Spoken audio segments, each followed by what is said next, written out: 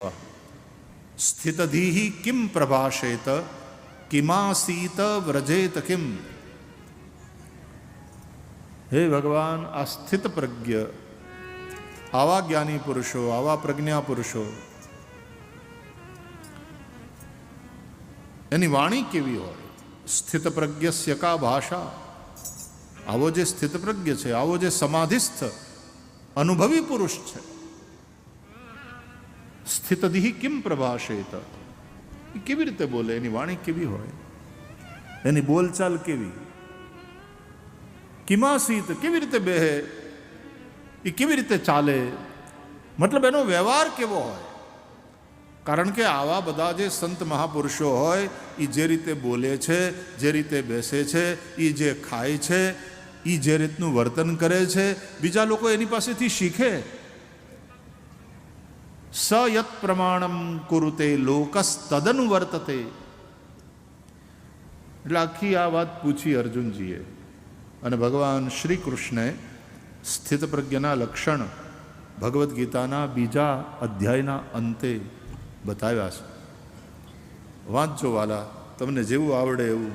ગુજરાતીમાં એ ગીતા મળે છે, રોજ એક અધ્યાય ઘણા વાંચે છે, ઘણા રામાયણનું પઠન કરે છે રોજ. પોતાના સદગુરુ પાસેથી મળેલો મંત્ર એ 3 માળા રોજ નિયમપૂર્વક જપે છે. અને સાધુ સંતો હોય, એનું તો ભજન જ તે, એનું તો જીવન જ ભજન માટે છે અને સેવા માટે છે. આપણી જગ્યામાં રામ ને રોટી મળે અને રામનું ભજન. સંત દેવીદાસ કેવી સેવા કરી એમણે, કોઢિયાઓની સેવા, પોતાનું ભજન. અને ત્યારે અમરમાં એનાથી પ્રભાવિત અને પ્રકાશિત થાય ને.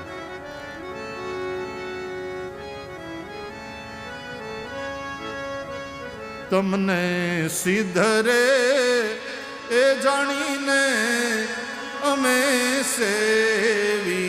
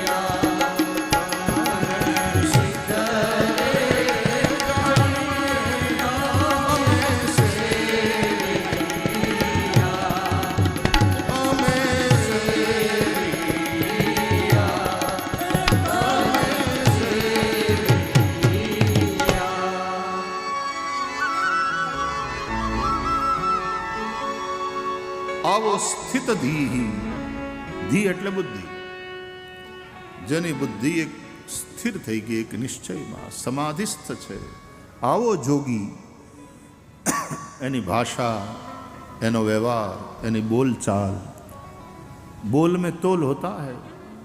આપણે કેવી વાણી બોલીએ છીએ, આપણે કયા પ્રકારે પ્રેઝન્ટેશન કરીએ છીએ, પ્રસ્તુતિ, આપણી કઈ રીતે સ્તુતિ, સ્તુતિમાંય દોષ હોય છે। જેની સ્તુતિ કરીએ એની સ્તુતિ કરતાં કરતાં બીજાની નિંદાને બીજાને હેઠે દેખાડવાના પ્રયાસમાં ચડી જઈએ એને સ્તુતિ દોષ કહેવાય। એ નિંદાયુક્ત સ્તુતિ છે, એ સ્તુતિ દોષ છે। સ્તવન શુકમ નત્વા વદન સર્વે સ્વકાર્ય કુશલાસુરા। દેવતાઓ છે આખર, સજ્જન છે, એનો વ્યવહાર સજ્જનને શોભે એવો। ભૂલ તો દેવતાઓથી થાય અને એની કથાઓ છે પુરાણોમાં। ભૂલ ડાયા માણસોથી થાય। સુખદેવજીને વંદન કરીને દેવતાઓ બોલ્યા કે મહારાજ, રાજા પરીક્ષિતને શાપ થયો છે, 7મે દાડે તક્ષકના દંશથી એનું મૃત્યુ છે। અમે એના માટે અમૃત લઈને આવ્યા છીએ।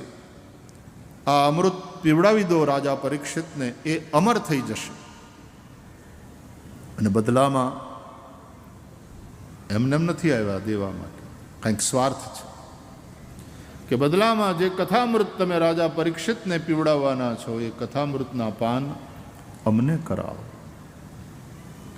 ત્યારે સુખદેવજી દેવતાઓનો જાણે ઉપહાસ કરતા હોય એમ હસીને બોલ્યા, ક્વ સુધા ક્વ કથાલોકે ક્વ કાચ ક્વ મણિર્મહાન।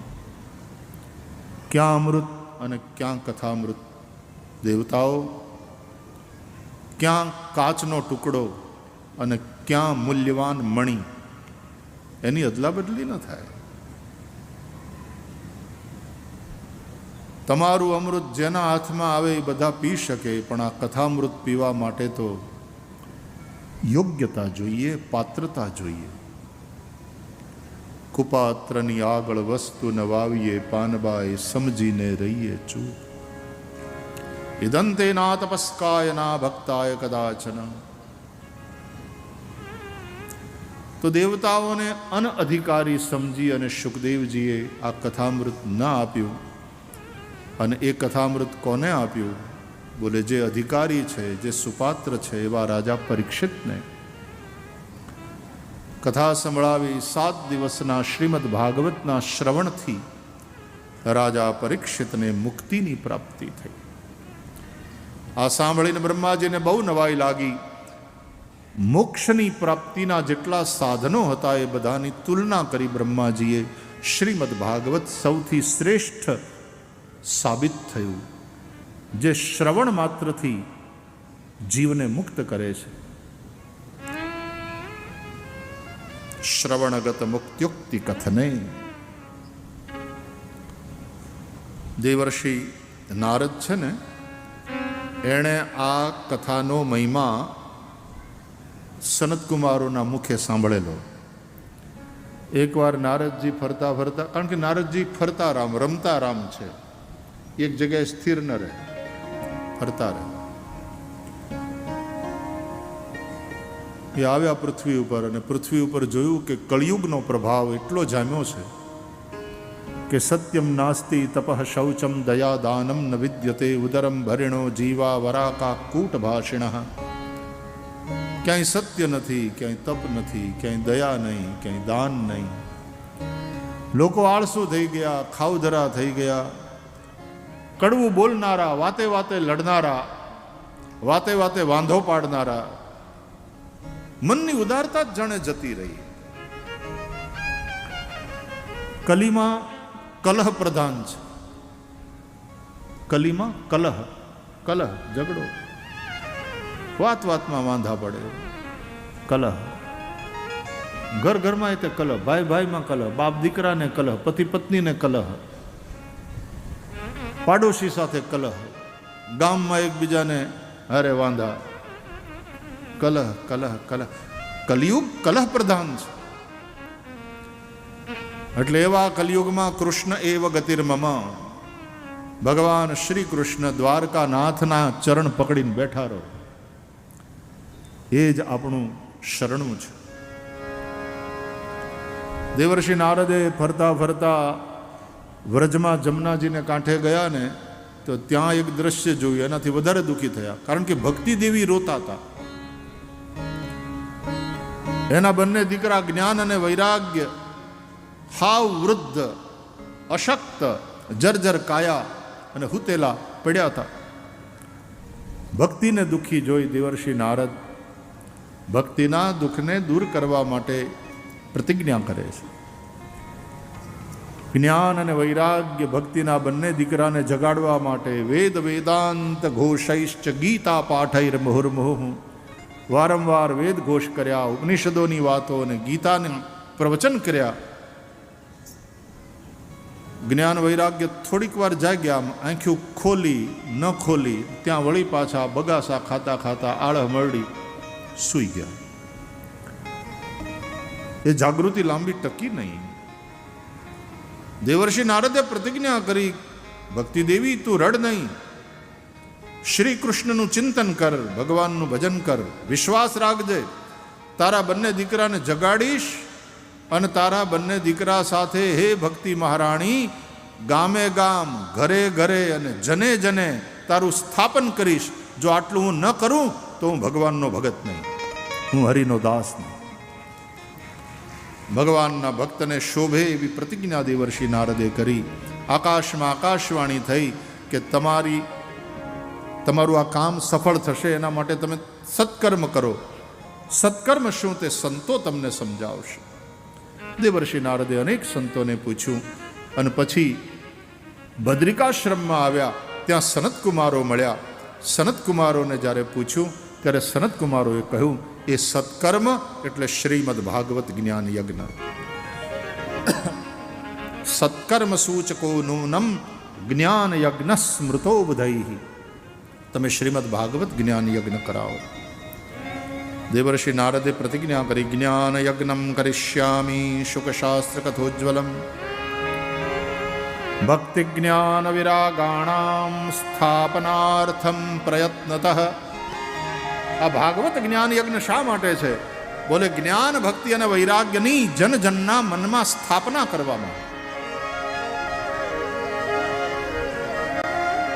કુત્ર કાર્યો મયા યજ્ઞ સ્થલમ તદવાચ્યતામિહ કો વિધિસ્તત્ર કર્તવ્યો. મહારાજ આ કથા ક્યાં કરું, કઈ જગ્યાએ, કેટલા દિવસનું આયોજન હોવું જોઈએ, એમાં કઈ વિધિ વ્યવસ્થા કઈ રીતે કરવી પડે, આ બધું મને તમે સમજાવો.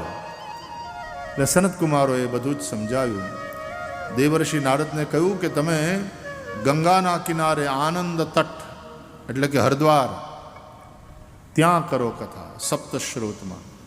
દેવર્ષિ નારદ જે ભક્તિ માર્ગના આચાર્ય છે એણે આયોજન કર્યું ભાગવત જ્ઞાન યજ્ઞનું. સનતકુમારને વક્તાના પદે રાખ્યા વ્યાસપીઠ ઉપર અને બધે ઠેકાણે જેમ રામ બાપુએ કંકોત્રી મોકલી એમ બધે મોકલ્યા વાયક કે પધારજો, આ ઉત્સવ છે. અને અનેક સાધુ સંતો ઋષિ મુનિઓ આવ્યા. ગૃહસ્થ ઋષિઓ પોતાના પરિવારજનો સાથે, વિરક્ત સંતો પોતાના શિષ્યોને સાથે લઈને બહુ મોટી સભા ત્યાં ભેગી થઈ અને એમાં સનતકુમારોએ ભાગવતી કથાનો મહિમા ગાયો. સદા સેવ્યા શ્રીમદ ભાગવતી કથા યસ્યાહ શ્રવણ માત્રેણ હરિશ્ચિત્તમ સમાશ્રયે. ભાગવતની કથા નિત્ય સાંભળો, નિત્ય સેવન કરો, જેનું શ્રવણ કરવા માત્રથી ચિત્તમાં શ્રી હરિનો આવિર્ભાવ થાય છે, મનમાં ભગવાન પ્રગટે, આનંદગણ નારાયણનું પ્રાગટ્ય થાય. ગંગા ગયા, કાશી, ગોદાવરી બધા તીર્થો લાંબા કાળે પવિત્ર કરે છે. શ્રીમદ ભાગવત શ્રવણ માત્રથી પવિત્ર કરે છે. આમ ભાગવતનું મહાત્મ્ય સનતકુમારો ગાતા હતા, સંભળાવતા હતા અને એમાં એક આશ્ચર્ય થયું. હરિનામ સંકીર્તન કરતા કરતા એક સંઘ આવ્યો ત્યાં કથામાં. શ્રી કૃષ્ણ ગોવિંદ હરે મુરારે હે નાથ નારાયણ વાસુદેવ કીર્તન કરતા કરતા બધા આવ્યા. નારદજીએ જોયું કોણ આવ્યું. આવે ને બધા સાધુ સંતો બધા પધારે કથા દરમિયાન, ત્યાં કોણ આવ્યું? નારદજી આમ નેજવું કરીને જોયું તો નવાઈ લાગી કે જે જ્ઞાન વૈરાગ્ય જમનાજીને કાંઠે વૃદ્ધ અને સૂતેલા અશક્ત પડેલા, કથા અહીંયા ગંગાને કાંઠે ચાલુ થઈ અને જ્ઞાન વૈરાગ્ય ત્યાં જમનાજીને કાંઠે જાગ્યા એટલું નહીં, એનો બુઢાપો દૂર જતો રહ્યો અને બંને કિશોર વયના થઈ ગયા, ટીનેજર્સ. અને એ બંને બાળકોને લઈ અને ભક્તિ દેવી નાચતા જે ત્યાં રડતા હતા એ નાચતા અને હરિનામ સંકીર્તન કરતા પધાર્યા. બધા તીર્થો એમની સાથે ટોળે વળીને આવ્યા, કારણ કે ભગવાનની જ્યાં કથા ચાલતી હોય તત્રૈવ ગંગા યમુના ત્રિવેણી સરસ્વતી, બધી જ નદીઓ બધા જ તીર્થો ત્યાં જ વસે છે જ્યાં ભગવાનની કથા થઈ રહી હોય. એટલે અત્યારે આપણે બાવળિયાળીમાં બધાય તીર્થો અહીંયા ભેગા થયા છે ભગવાનની મંગલમયી કથા. એટલે હમણાં ક્યાંય બહાર જાત્રા કરવા જવાની જરૂર નહીં. સૌથી મોટું તીર્થ, બધા તીર્થોનું તીર્થ એટલે આ ભગવાનની કથા ચાલી રહી હોય એ સ્થાન. ભક્તિ દેવીનું સ્વાગત કર્યું અને પૂછ્યું ભક્તિ દેવીએ કે ક્યાં બેસો? તો કે આ જેટલા કથા સાંભળવા બેઠા ને એ બધાના મનમાં બેસો. એટલે ભક્તિ મહારાણી જ્ઞાન વૈરાગ્ય સાથે સૌના મનમાં સૌના હૈયામાં વિરાજિત થયા. સનત કુમારોએ ભાગવતી કથાનો મહિમા ગાયો અને કોઈ કાયિક વાચિક માનસિક મહાપાપ કરનારો મહાપાપી કેમ ન હોય? શ્રીમદ ભાગવતના શ્રવણથી એ બધા જ પાપોથી મુક્ત થાય છે અને માત્ર પાપોથી મુક્ત નથી થતો, એ ભગવાનના ધામમાં જાય છે, શ્રી કૃષ્ણ લોકની પ્રાપ્તિ કરે છે. અને આ વાત સમજાવવા માટે એક ઇતિહાસ બનેલી ઘટના એમણે કહી. અને એમાં આત્મદેવ બ્રાહ્મણનો દીકરો ધુંધુકારી, જે બ્રાહ્મણનો દીકરો થઈને બગડેલો અને એણે એટલા બધા પાપ કરેલા કે મર્યા પછી, એક તો કમોતે મર્યો અને મર્યા પછી પ્રેત થયો. એ પ્રેત યોનીને પ્રાપ્ત થયેલા ધુંધુકારીની સદગતિ માટે સૂર્યનારાયણની પ્રેરણાથી ધુંધુકારીના જ ભાઈ ગોકર્ણ, જે પંડિત હતા, જ્ઞાની હતા, એમણે ભાગવત કથા કરી. એ વાયુરૂપધારી પેલો પ્રેત ધુંધુકારી કથા સાંભળવા આવ્યો. એને બેહવા માટે બીજી કોઈ જગ્યા નહોતી, વાયુરૂપધારી હતો ને, એટલે ત્યાં એક 7 ગાંઠવાળો વાંસડો હતો. એ વાંસમાં વાયુરૂપે એણે પ્રવેશ કર્યો. કથા ચાલતી રહી. એક દિવસની કથા પૂરી થઈ, વાંસની એક ગાંઠ તૂટી, બીજા દિવસે બીજી ગાંઠ, ત્રીજા દિવસે ત્રીજી ગાંઠ, એમ 7 દિવસની કથા પૂરી થતાં 7 ગાંઠ તૂટી, વાંસ ફાટ્યો, અંદરથી દિવ્ય દેહધારી ધુંધુકારી બહાર આવ્યો અને એણે શ્રીમદ ભાગવતને પ્રણામ કર્યા. બોલીએ ભાગવત ભગવાન કી જય. ધન્યા ભાગવતી વાર્તા પ્રેત પીડા વિનાશિની, સપ્તાહોપી તથા ધન્યઃ કૃષ્ણલોક ફલપ્રદ. શ્રીમદ ભાગવતની આ કથા ધન્ય છે, જે પ્રેત પીડાનો નાશ કરનાર અને શ્રી કૃષ્ણ લોકની પ્રાપ્તિ કરાવનાર છે. ભગવાનનું વિમાન આવ્યું અને ધુંધુકારીને લઈ ગયું, પણ ખાલી ધુંધુકારીને લઈ ગયું, બીજા બધાને નહીં. એટલે ગોકર્ણ મહારાજે કહ્યું વ્યાસપીઠથી, ઉભારો, કથા બધાએ સાંભળી, તમે આ એકને માટે કેમ વિમાન લાવ્યા?